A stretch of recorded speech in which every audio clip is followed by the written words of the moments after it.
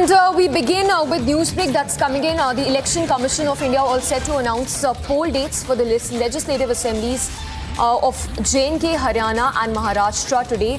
An important briefing by the Election Commission at 3 p.m. today. So poll dates to be announced for Haryana, Maharashtra, J&K by the Election Commission of India. Note that the top court has already made it clear that elections in J&K should be held before September. So awaiting the dates to be announced by the Election Commission today for the states Maharashtra, Haryana and ECI to also announce dates, election date for J&K.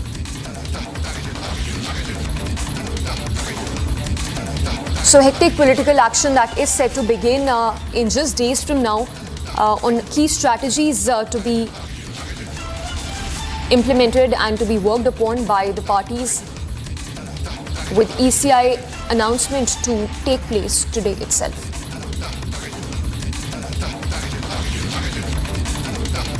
So the Election Commission of India set to announce poll dates. Let's go across to Abhishek Kapoor joining us. Abhishek, a very important briefing by the ECI this afternoon.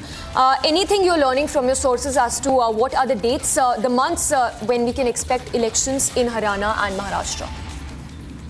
Well, let me clarify, Samiksha, that it's likely that the Election Commission, when it holds that press conference at 3 p.m. today, is going to announce elections to the Assembly of the Union Territory of Jammu and Kashmir and also Haryana. There is no clarity as yet whether dates would be announced for Maharashtra. Definitely not for Jharkhand. The reason why I say so is that the Election Commission is yet to make a visit to Maharashtra. Jharkhand Assembly anyway has a little longish lifespan left till about January.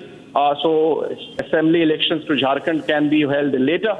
But given the fact that the Election Commission has already visited both Haryana and Jammu and Kashmir, it's sure that the elections to these two units, as in the state of Haryana and the Union Territory of Jammu and Kashmir, would be announced. In the case of Jammu and Kashmir, this would be an election being held after 2015 for the first time, and 2014 for the first time, so effectively almost like a decade. But of course, we have to remember the hiatus of the abrogation of Article 370 in 2019, because of which this delay was set in.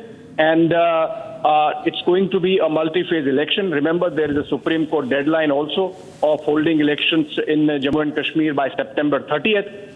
So it would be interesting to see whether the Election Commission would be able to hold those multi-phase elections that are needed, typically between 3 to 5 phases, sometimes 6 phases.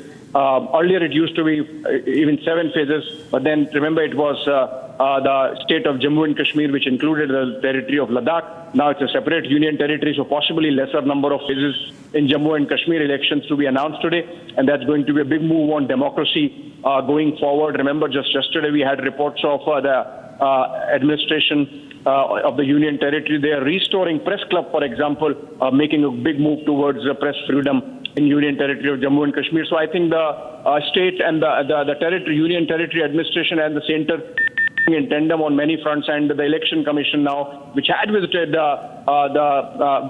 Srinagar and Jammu both about 10 days back, and also of course Haryana. So in that case, Haryana of course one of the smaller states of the country, and with 90 assembly seats, is going to be going to polls in a single phase elections, for which are going to be announced today at 3 p.m. by the Election Commission. As I mentioned, underscoring again, not for Maharashtra.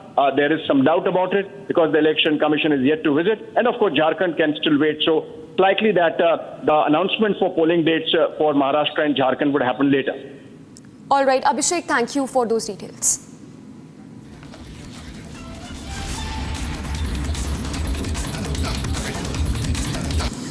Now, in the backdrop of atrocities being inflicted on Hindus in Bangladesh and unrest that still prevails following the